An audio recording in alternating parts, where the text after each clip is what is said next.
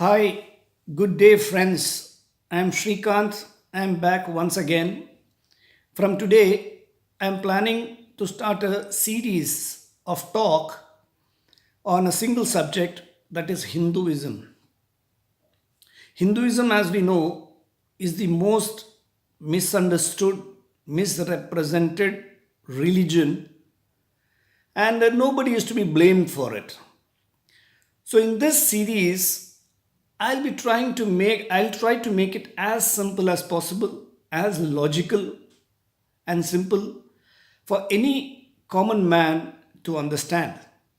Before going any further, I would humbly request all of you to subscribe my channel, click on the like button and the bell icon so that the next video, whenever I upload, you may get an indication of it. So, as I was saying, Hinduism is the most widely misunderstood religion because in many other religions or all other religions, there is a basic set of books, there is a God, a single God, or a single messenger, son of God, messenger of God, representative of God, or a prophet, whatever you call it. In every religion it is a bit different, and so it becomes quite simple, easy, logical to follow that. But when it comes to Hinduism, there seems to be a lot of gods. There seems to be male gods, there seems to be female gods, and Hindus happen to be seen worshipping plants, animals, stones, deities, you name it, and it seems Hindus worship everything.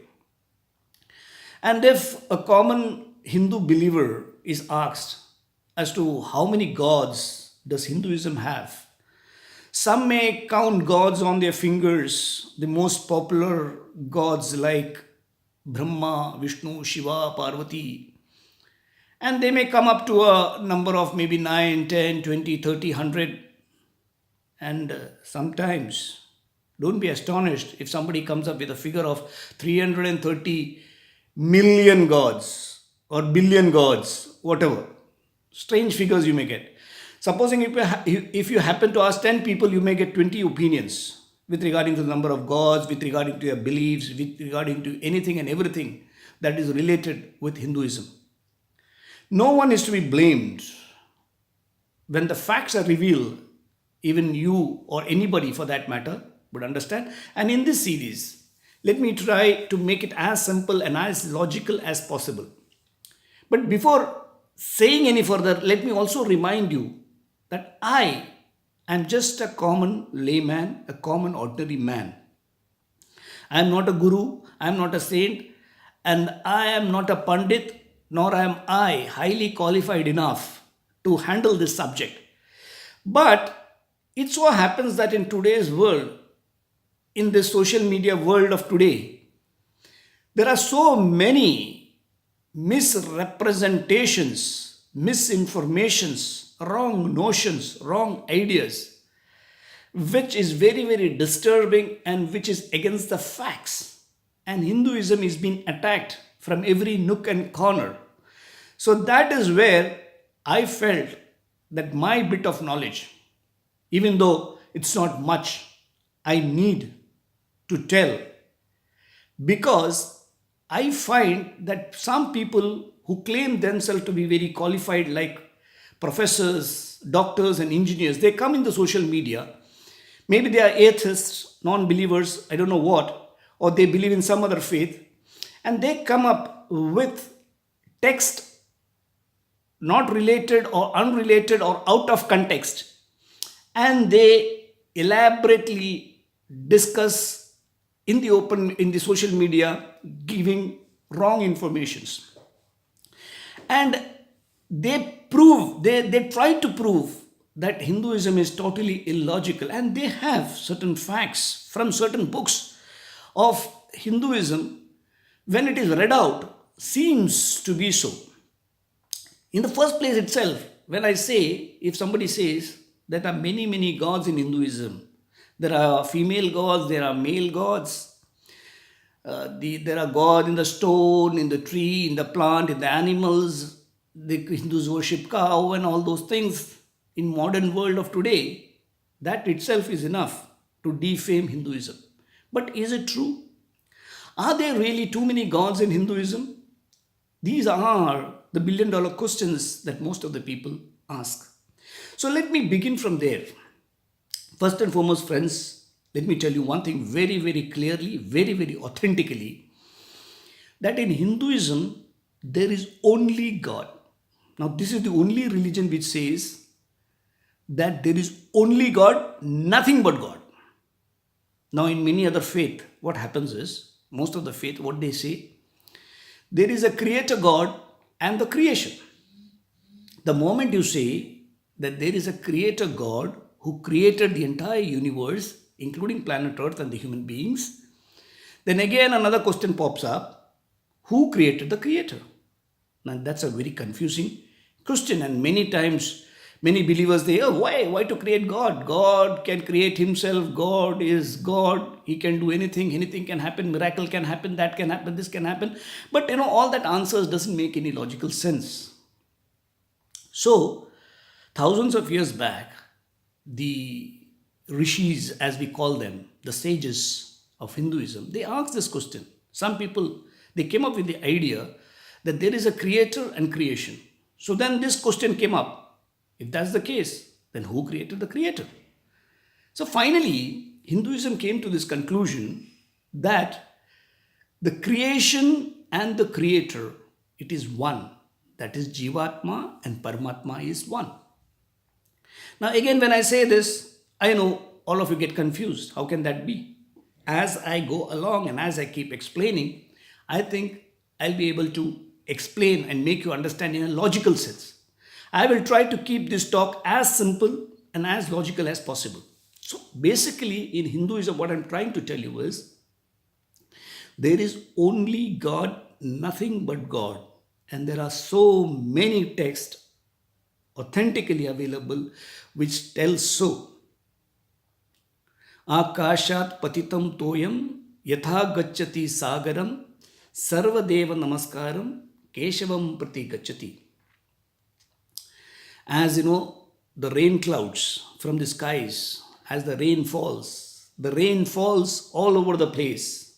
Wherever the rain falls, ultimately all the rainwater, as it ends up in the seas, so also whoever, wherever, however he pray, whatever is his belief, whatever is the belief, all the beliefs, all the prayers will ultimately reach the one and only God, because there is only one and only single God. Hinduism believes in the oneness, that the creator and the creation is one. Ekam sat vipraha bahuda vadanti. Ekam eva advidiyam. See, it's very clear. Ekam in Sanskrit means one. Ekam eva advidiyam. Advidiyam, dvidya means two. Ek, do, we say. Dvidya, two. There is not a second. There is only one and not a second, not even a bit of it. This is what it says, not even a bit of it. Not even an iota of a second. So everything is one. The creator and the creation, everything is one single thing. And it is the manifestation of the same creation that appears to be different. Now this phenomena, I will try to explain as I go along. So basically, let me tell you once again, emphatically, that the creator and the creation and everything is one, and Hindu religion is the only religion which says that the creator and creation is one. Now, while talking, repeatedly I kept saying Hinduism, Hindu religion. So first and foremost, let's begin from there. Is there a religion called Hinduism? According to my studies and according to facts, Hinduism is not a religion. It is a way of life. I am not saying this. There is a Supreme Court of India verdict of 1995 which says so, that Hinduism is a way of life. The Supreme Court says Hinduism is not a religion but a way of life. Quote unquote. This is what the Supreme Court said. What do you mean by a way of life? As I told you, it's not a religion. See, religion is basically a set of beliefs, a set of opinions, which people believe in, which people follow. But is that the case with Hinduism? Not at all. Hinduism believes in one God. There are people who don't worship deities. There are people who worship deities, don't worship deities. People who go to the temple, don't go to the temple. Buddhism also is part of Hinduism. In the internet, if you go and search for the avatars, you will find that Buddhism is the ninth avatar. Buddha was the ninth avatar, incarnation of Lord Vishnu. Many Hindus object to that. Now, everybody has the right to object, to agree, disagree. But there are people who worship deities, there are people who worship stones, there are people who don't go to the temple. I myself am an agnostic, and agnosticism also is part of Hinduism. So also is atheist. The atheist also is part of Hinduism. And atheism was actually started, or the idea of atheism itself generated in India thousands of years back, even before Buddha.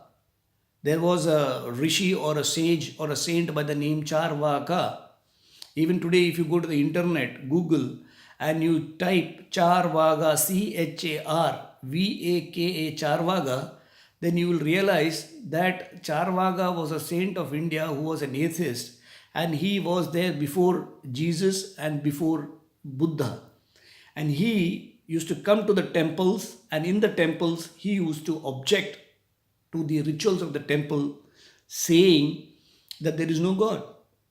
People did not beat him, they did not harm him. Rather, even he was given a seat to sit down and discuss what his ideas were.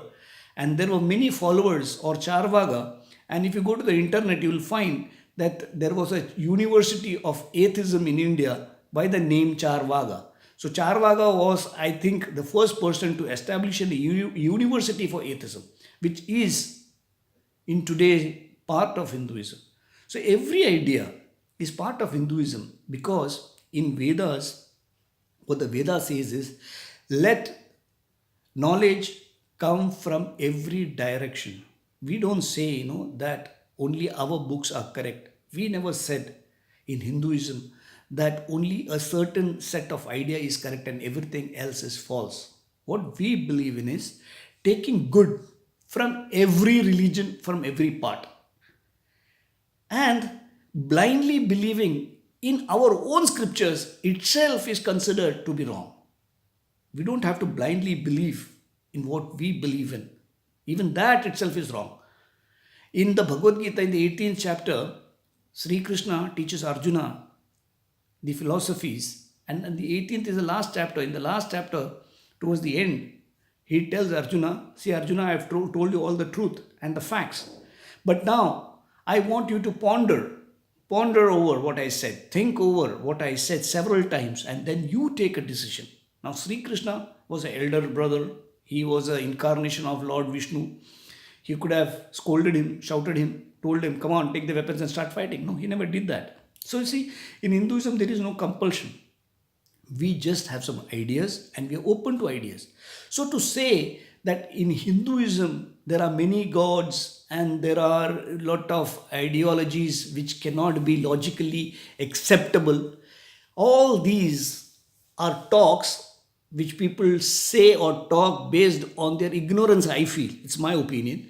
Because the moment somebody studies this even as a religion or an ideology, then we understand that this is a very good philosophy and which accommodates everybody.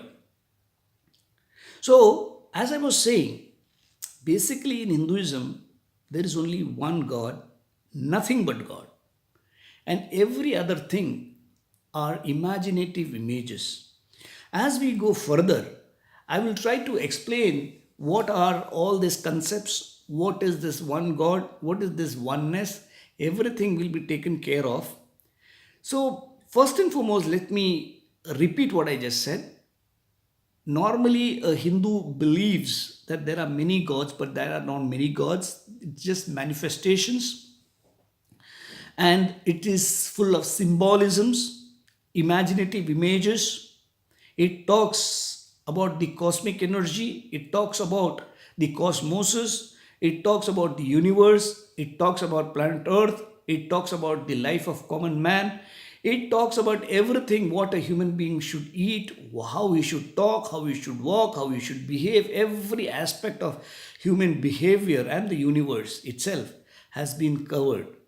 But all this has been represented in symbolisms, and unless and until the symbolisms are understood, then the religion of Hinduism itself will seem very strange and difficult to understand. So, my idea of this is to make it as simple as possible. So, in the next series, we will see the different gods and goddesses.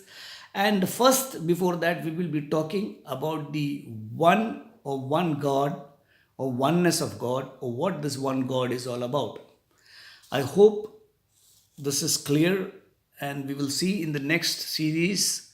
I would request the next episode, that is, I'm sorry, I would request you once again to please subscribe to my channel so that I can give you the indication for the next video when it is uploaded.